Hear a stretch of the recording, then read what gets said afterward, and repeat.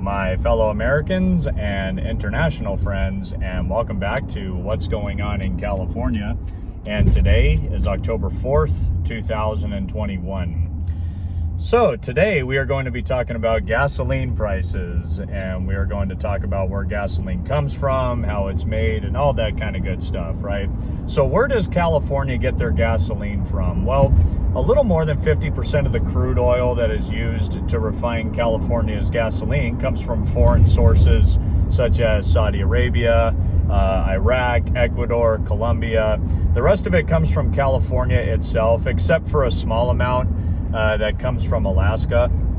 And how exactly is gasoline produced? So basically, gasoline is a fuel that is made from crude oil and other petroleum liquids, and it happens in what is called an oil refinery. There's quite a few of them in California, but there hasn't been a new one built in decades. And you guys saw the unfortunate incident that happened in Huntington Beach over the weekend. There was an oil spill that happened there. We're going to talk about that on a future podcast episode here very soon. So crude oil contains hydrocarbons. Those are organic compounds made up entirely of hydrogen and carbon atoms. Historically, crude oil has been obtained through vertical wells that are drilled into underground and undersea reservoirs. So after the crude gets extracted through wells, it gets stored in large tanks before being transported to refineries through pipelines, ships, barges, and trains. Once the crude oil gets to a refinery, it goes through a process called fractional distillation. The crude is heated to its boiling point around 600 degrees Celsius, which is very, very hot. And the vapor created is injected into a distillation tower that separates it into a variety of raw materials. It's very, very fascinating. So you guys have seen the large tanker trucks that bring gasoline to the gas stations, right? Well, once the fuel is loaded into those big tanker trucks, there are special additive packages that are blended in, which turn the base fuels into branded gasolines with unique characteristics. And at service stations, gasoline gets stored into separate underground tanks for regular and premium gasoline, as well as diesel if the retailer sells diesel. Where it's available, mid-grade gasoline is made by blending regular and premium together in the pump. And research done by AAA has found that there's actually no benefit, contrary to popular belief, to using a grade of gasoline that is higher than that recommended by your vehicle's manufacturer. Basically, the only reason that you would get premium is to show off to the guy next to you coming off the line. So when we talk about the price of gasoline here in California, there's a huge amount of factors of why people buy gas from certain stations as opposed to others, right? For instance, some people might not care that they have to wait 20 minutes in line to pay 30 to 40 cents less for a gallon of gas than they would over at, say, a station like, 76, Chevron, just a couple of blocks away, and vice versa. Some people don't care that they'll be paying, 40 cents more per gallon as long as they don't have to fight the crowd, right? To each their own. Everybody's got their own way of doing it. Chevron Station, Anaheim Hills, Orange County, California. Right up the street here at 76.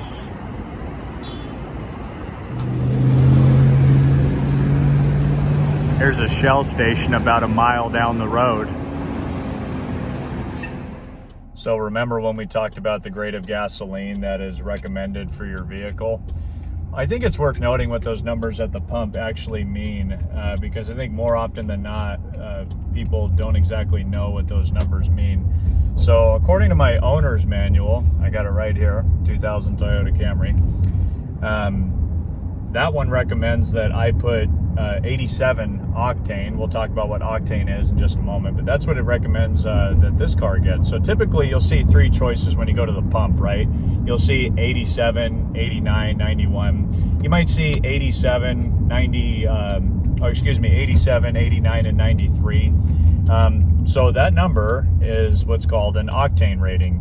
Usually 87 octane ignites with the least amount of compression.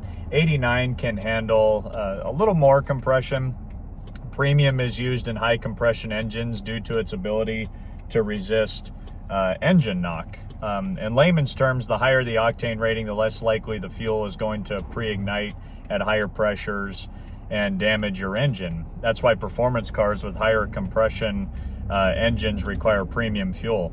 In essence, higher octane fuels are compatible with higher compression engines that can increase efficiency and performance while potentially reducing emissions by combusting the fuel more completely. And if we go further into why the gasoline costs so much here in California, it's interesting because even dictator Newsom called for an investigation into why the gasoline prices are so high. He did that a couple years ago. You guys know the big fuel companies.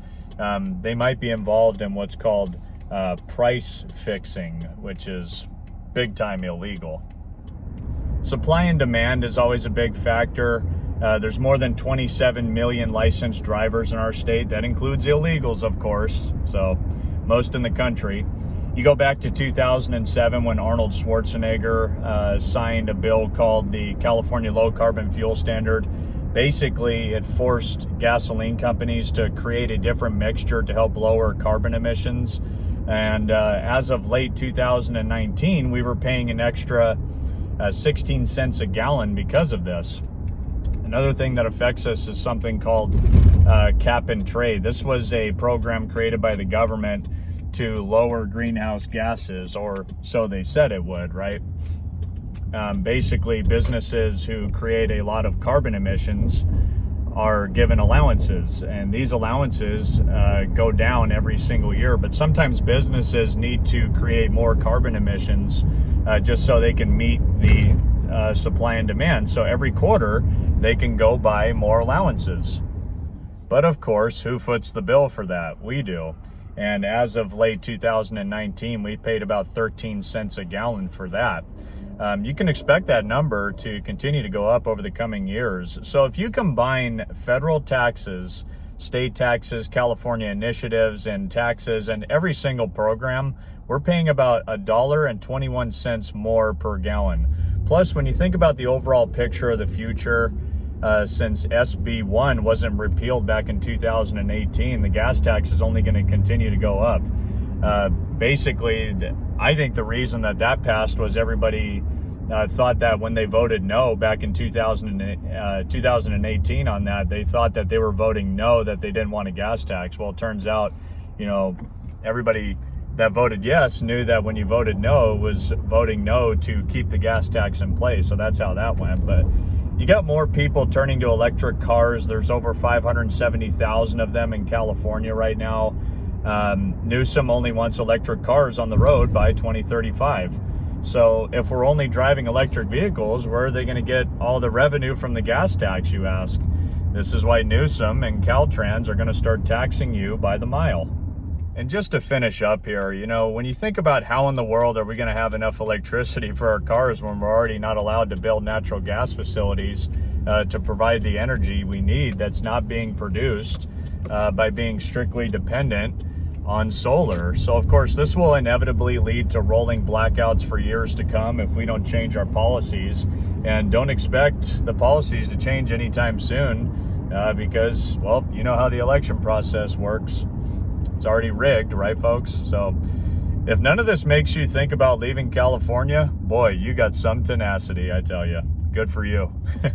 That's it for today. I really appreciate you guys watching my video as always. Be sure to subscribe or don't, and share this video if you like it or love it. Always appreciate it, guys. Have a great rest of your day. God bless. Take care, and I'll see you all next time.